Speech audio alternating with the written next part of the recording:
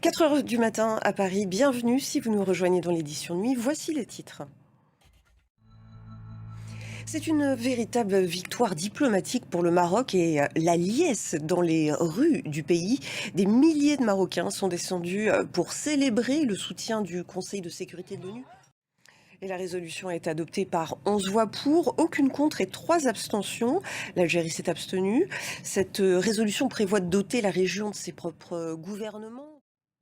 Le Soudan plongé dans l'horreur. Depuis la prise de la ville d'El Fasher par les forces de soutien rapide dimanche, des images de massacres nous parviennent via les réseaux sociaux.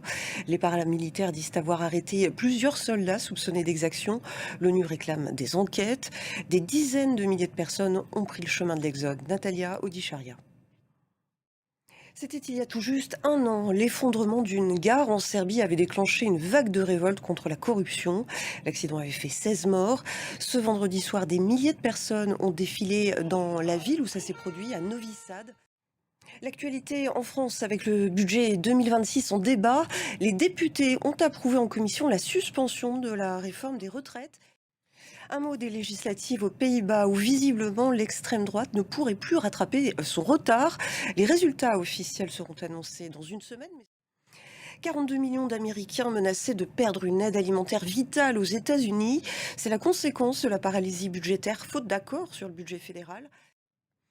En Espagne, près d'un siècle et demi après le début du chantier, la Sagrada Familia vient de voir la dernière tranche de ses travaux débutés. Elle doit durer une décennie. Avec les dernières avancées, l'édifice culmine à plus de 162 mètres de haut. C'est désormais l'église la plus haute du monde. Lou Kissiela.